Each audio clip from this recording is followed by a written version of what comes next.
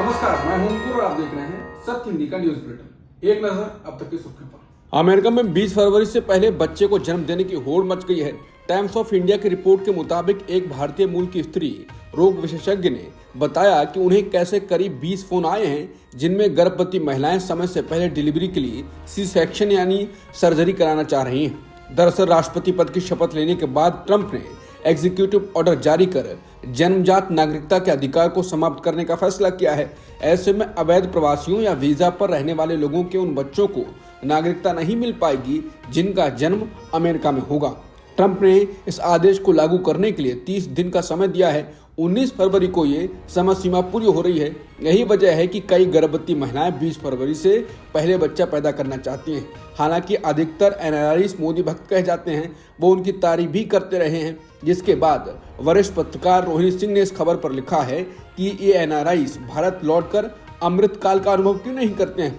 उनके पास रहने के लिए चुनने के लिए 100 स्मार्ट सिटी, भीम और यूपीआई हैं और महाकुंभ से 2 लाख करोड़ का राजस्व भी है। अमेरिका के राष्ट्रपति ट्रंप के गैर अमेरिकी माता पिता के बच्चों को जन्म के साथ अपने आप मिलने वाली अमेरिकी नागरिकता के प्रावधान को खत्म करने वाले कार्यकारी आदेश पर कोर्ट ने रोक लगा दी है। अमेरिका के सिएटल में स्थित फेडरल कोर्ट के जज ने ये रोक अस्थायी तौर पर लगाई है। कोर्ट में अमेरिका के 4 राज्यों ने बच्चों को जन्म के साथ अपने आप मिलने वाली अमेरिकी नागरिकता के प्रावधान को खत्म करने के ट्रंप के कार्यकारी आदेश पर रोक लगाने की मांग की थी। अमेरिकी कानून विभाग के वकील ने ट्रंप के आदेश के पक्ष में दलील दी तो जज ने सवाल किया, क्या ये संवैधानिक है। बता दें, ट्रंप ने राष्ट्रपति का पदभार संभालने के बाद में उन्होंने बर्थराइट सिटीजनशिप को खत्म करने के लिए एक एग्जीक्यूटिव ऑर्डर साइन किया था। अगले महीने तक ऐसे लोगों को अमेरिका की नागरिकता छीनने का डर सता रहा था जिनके पास माँ बाप के अमेरिकन ना होने के बाद भी जन्म के आधार पर अमेरिका की नागरिकता है। हालांकि कोर्ट ने ट्रंप के आदेश को साफ तौर पर असंवैधानिक करार दिया है। ट्रंप के बर्थराइट को रोकने के लिए जारी किए गए आदेश पर कोर्ट ने रोक लगाई, साथ ही इसे दिमाग चकरा देने वाला बताया। CNN के मुताबिक बहस के दौरान जस्टिस डिपार्टमेंट के वकील को टोकते हुए जज जॉन कफनोर ने पूछा, इस आदेश को संवैधानिक कैसे मान सकते हैं? ये दिमाग चकरा देने वाला है, ये साफ तौर पर असंवैधानिक आदेश है। जज कफनोर ने कहा वो 40 साल से भी ज्यादा समय से बेंच पर हैं, लेकिन उन्हें ऐसा कोई दूसरा मामला याद नहीं है जिसमें केस स्पष्ट रूप से इतना असंवैधानिक हो। मुझे ये समझने में परेशानी हो रही है कि कोई वकील कैसे कह सकता है कि ये आदेश संवैधानिक है। मामले की अगली सुनवाई 5 फरवरी को होगी। बता दें, ये पहली याचिका पर फैसला आया है। ऐसे 20 से ज्यादा याचिकाएं अलग अलग राज्यों की अदालतों में दायर की गई हैं। ये मुश्किल लगता है कि इस मामले में ट्रंप मनमानी कर पाएंगे। अमेरिकी राष्ट्रपति ट्रंप ने गुरुवार को कहा कि उनके दूसरे कार्यकाल के साथ अमेरिका का स्वर्णिम युग शुरू हो गया है और जल्दी पूरा विश्व अधिक शांतिपूर्ण और समृद्ध होगा। उन्होंने ये भी कहा कि वो सऊदी अरब और ओपेक से तेल की कीमतें कम करने के लिए कहेंगे और कहा कि अगर कीमतें कम होती हैं तो रूस यूक्रेन युद्ध तुरंत खत्म हो जाएगा। उन्होंने कहा कि अब यूक्रेन युद्ध समाप्त करने का समय आ गया है। उन्होंने कहा कि मैं सऊदी अरब और ओपेक से तेल की कीमत कम करने के लिए कहना जा रहा हूं, आपको इसे नीचे लाना होगा। सच कहूं तो मुझे आश्चर्य है कि उन्होंने चुनाव से पहले ऐसा नहीं किया। ट्रंप ने कहा कि उनके ऐसा न करने से मुझे थोड़ा आश्चर्य हुआ। अगर कीमत हो गई कम तो रूस यूक्रेन खत्म हो जाएगा। अमेरिका के राष्ट्रपति ट्रंप ने दावा किया कि यूक्रेन के राष्ट्रपति वोलोदिमीर जेलेंस्की ने एक डील करने पर सहमति जताई है। ट्रंप कुछ आदेशों पर हस्ताक्षर करने के बाद ओवल ऑफिस में पत्रकारों के सवालों का जवाब दे रहे थे। इस दौरान उनसे यूक्रेन युद्ध के बारे में पूछा गया और ये भी कि इस संघर्ष में चीन क्या योगदान दे सकता है। जवाब में ट्रंप ने चीन के बारे में कहा कि उनका रूस पर बहुत अधिक प्रभाव है। चीन रूस को ऊर्जा आपूर्ति करता है और मैंने सुना है कि पुतिन मुझसे मिलना चाहते हैं। इस युद्ध को खत्म करना अच्छा होगा। ये एक वाहियात जंग है। बता दें, ट्रंप ने हाल ही में चेतावनी दी थी कि अगर व्लादिमीर पुतिन यूक्रेन में युद्ध खत्म नहीं करते हैं तो वो रूस पर कड़े प्रतिबंध लगा देंगे। इसके जवाब में रूस ने कहा कि वो बराबरी का संवाद और आपसी सम्मानपूर्ण संवाद के लिए तैयार हैं। रूसी राष्ट्रपति व्लादिमीर पुतिन के प्रवक्ता दिमित्री पेस्कोव ने कहा, हम उन संकेतों का इंतजार कर रहे हैं जो अभी आने बाकी है। अमेरिका के राष्ट्रपति ट्रंप ने एक बार फिर ये कहा कि टैरिफ से बचने के लिए कनाडा अमेरिका का एक राज्य बन सकता है। ट्रंप ने कहा कि कनाडा के साथ हमारा बड़ा कारोबारी घाटा है, हम इसे अब और जारी नहीं रख सकते। आप जानते हैं कि मैं हमेशा कहता रहा हूं कि आप राज्य बन सकते हैं। आप राज्य बन जाते हैं तो कारोबारी घाटा नहीं रहेगा और हम आप पर टैरिफ भी नहीं लगाएंगे। अमेरिकी राष्ट्रपति ने कहा कि सालों से कनाडा के साथ डील करना मुश्किल रहा है। ट्रंप ने कहा ये न्यायसंगत नहीं है कि 200 अरब या 250 अरब डॉलर कारोबारी घाटा रहे।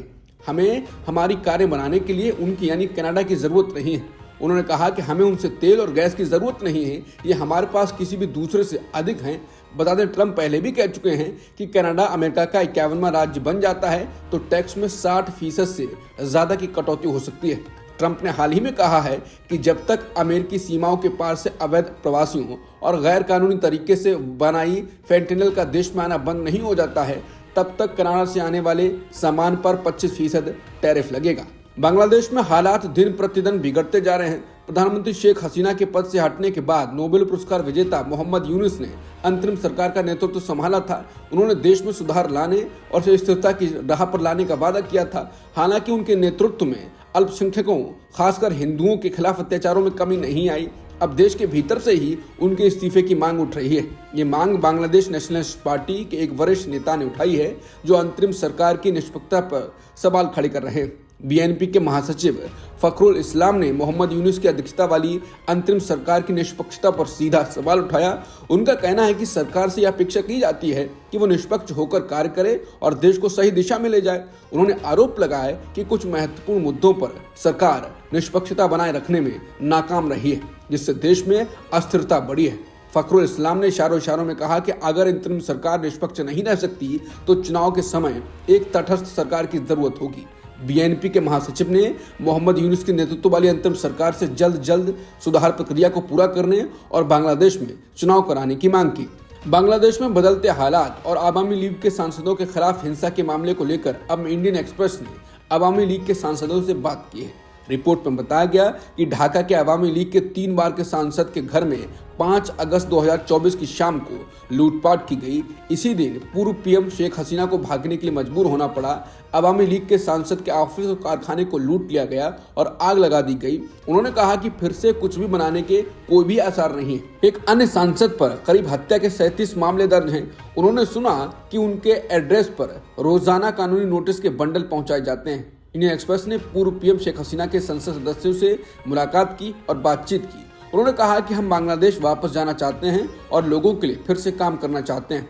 15 साल तक सत्ता में रहने के बाद में उन्होंने इस बात को माना कि उनके शासन और राजनीति में कुछ खामियां भी रही। उनका अनुमान है कि पार्टी नेतृत्व 1/3 हिस्सा जेल में है, 1/3 देश के बाहर अंडरग्राउंड है और बाकी के ज्यादातर बांग्लादेश में छुपे हुए हैं। इन सभी चीजों को देखते हुए आवामी लीग के फिर से जिंदा होने की उम्मीद कैसे की जा सकती है। शेख हसीना के मंत्रिमंडल के सबसे वरिष्ठ मंत्री मोहम्मद हक ने कहा कि हजारों आवामी लीग कार्यकर्ताओं को उनके घरों से बाहर निकाल दिया गया है। वो छुपे हुए हैं, एक जगह से दूसरी जगह पर भटक रहे हैं। 2012 से आवामी लीग के सांसद नहीम रज्जाक के मुताबिक आवामी लीग नेताओं की लगभग सभी जमानत याचिकाएं खारिज की जा रही हैं। उन्होंने कहा कि स्थिति काफी गंभीर है और आवामी लीग का नेतृत्व पूरी तरह से असहाय महसूस कर रहा है। एक अन्य पूर्व सांसद शिफुजुब्बान शिकोर ने कहा कि आवामी लीग के जमीनी कार्यकर्ता भी आश्वस्त हैं कि शेख हसीना से संपर्क किया जा सकता है। उन्होंने कहा कि त्रासदी ये है कि हम ऐसे नेताओं और स्वतंत्रता सेनानियों की पार्टी हैं जिन्होंने या तो खुद 1971 के स्वतंत्रता संग्राम को देखा है या उनके पिताओं ने इसे देखा है, लेकिन आज हम सभी के साथ युद्ध अपराधियों जैसा व्यवहार किया जा रहा है। अंतरिम सरकार रीसेट बटन दबाकर बांग्लादेश के पिछले इतिहास को मिटाना चाहती है। यहाँ तक कि इतिहास की किताबों को फिर से लिखा जा रहा है। इंडोनेशिया के राष्ट्रपति प्राबोवो सुबियांतो गुरुवार की देर रात दिल्ली पहुंचे। भारत के क्षेत्र में गणतंत्र दिवस समारोह के मुख्य अतिथि के रूप में वो दिल्ली आए हैं। विदेश मंत्रालय के प्रवक्ता रणधीर जायसवाल ने कहा कि दिल्ली पहुंचने पर एयरपोर्ट पर प्राबोवो सुबियांतो का स्वागत विदेश राज्य मंत्री ने किया। उन्होंने कहा ये यात्रा भारत और इंडोनेशिया की व्यापक रणनीतिक साझेदारी को और मजबूत करेगी। तेलंगाना में सेना से रिटायर्ड एक शख्स गुरुमूर्ति ने अपनी पत्नी माधवी की हत्या कर दी। फिर सबूत मिटाने के लिए शव के छोटे छोटे टुकड़े किए और प्रेशर कुकर में उबालकर झील में फेंक दिया। कुछ रिपोर्ट्स में दावा किया गया कि हड्डियों से मांस को अलग करने के लिए आरोपी ने उन्हें मूसल से कुचला भी था। आरोपी को गिरफ्तार कर लिया गया है। हत्या वाले दिन गुरुमूर्ति के बच्चे उसकी बहन से मिलने गए थे। उसने गुमशुदगी का नाटक रचा और माधवी के माता पिता को इस बारे में बताया। हत्या के बाद माधवी के मांस और हड्डियों को 3 दिनों तक पकाया, एक थैले में भरकर पास की झील में फेंक दिया। अभी तक पुलिस को शव के टुकड़े नहीं मिले हैं, जिसमें गुरुमूर्ति ने शव के अंगों को फेंकने का दावा किया था। फिल्म डायरेक्टर राम गोपाल वर्मा की मुश्किलें बढ़ गई हैं। मुंबई की अंधेरी मजिस्ट्रेट कोर्ट ने राम गोपाल वर्मा को चेक बाउंस मामले में 3 महीने की सजा सुनाई है। अंधेरी मजिस्ट्रेट कोर्ट जो 7 साल से इस मामले की सुनवाई कर रही थी, उसने मंगलवार को यह फैसला सुनाया। बता दें कि सत्या फिल्म से चर्चित हुए राम गोपाल वर्मा सुनवाई के दौरान उपस्थित नहीं थे, जिसके कारण अदालत ने उनकी गिरफ्तारी के लिए गैर जमानती वारंट जारी कर दिया। अब तक की सुर्खियों में इतना ही। बाकी खबरों के लिए बने रहिए सत्यहिंदी.com के साथ।